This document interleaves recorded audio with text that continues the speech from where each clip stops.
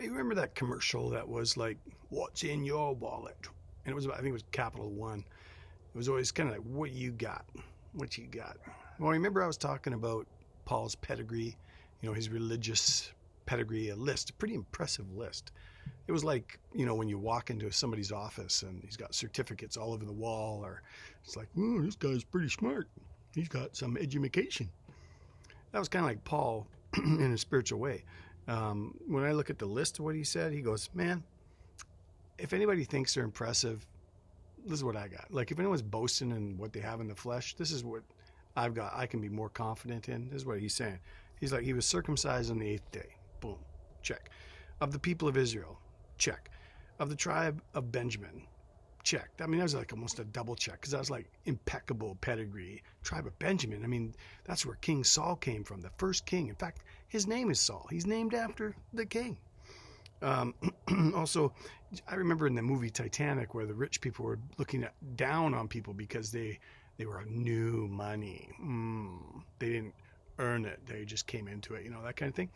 Well, Paul's pedigree of his family background was like, oh, it's the real deal. He was a Hebrew of Hebrews, he said. This is all out of Philippians. As unto the law, as far as the law goes, he's a Pharisee. As to zeal, he's a persecutor of the church. I mean, nobody questioned his sincerity. He was totally sincere, which is very similar to, like, you can be sincerely wrong, right? Like, Hitler was really, really sincere. He had a lot of zeal, but he was sincerely wrong. And then he says, as unto for righteousness, under the law, I was blameless. I mean, he's got all this list of his pedigree, but nobody could question. But he says, but when I look at that, it's nothing. I don't count it as anything. In fact, I count it worse than anything. I count it as dung. This is the thing.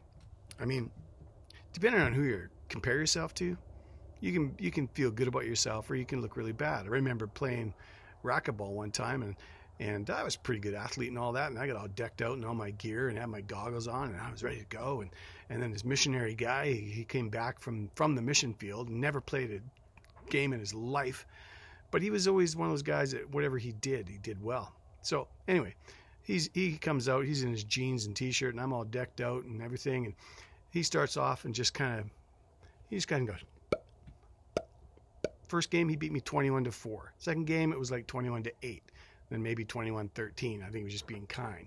So depending on how you compare yourself, if I compare myself to him, I was a terrible racquetball player. But if I compare myself to other guys, I was pretty good. So the thing is, who are you comparing yourself to? Jesus?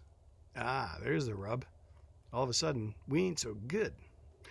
So Paul, though, he takes a step back, and let me read you what he says. He goes, indeed, everything that I've ever gained, everything I've ever, won, or just all my stuff, I count everything as a loss because of the surpassing worth of knowing Jesus Christ my Lord. No, that's how it's translated in English, surpassing worth. The Greek word is hupereko, which is a cool word, but it means to like super surpass. It means to rise above the rest. It's higher than everything. It's the highest of high. It's over the top. It's above. Homer used it in the Iliad. It's like supreme authority. And then he says, for the sake of Christ, I suffer the loss of all things, and I count them like rubbish. It's actually more graphic than that. In the original language, it's like dung, but it's more graphic than that. It's like, the brown smelly stuff, excrement. In fact, human excrement is what he's talking about. That's what he thinks, all the pedigree, everything, all the stuff that he's ever earned, that's what he thinks that is, compared to the surpassing glory of knowing Christ.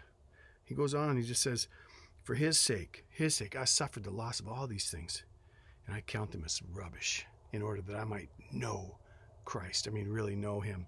Rubbish, dung, blankety blank stuff. Man, everything counted as lost except the true treasure. It's all against the true treasure when he compares himself to knowing Christ.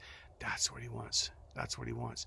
The real treasure of this life is to know Christ. That's what I want. I hope that's what you want. Let's press on, as Mark Washington said. Press on.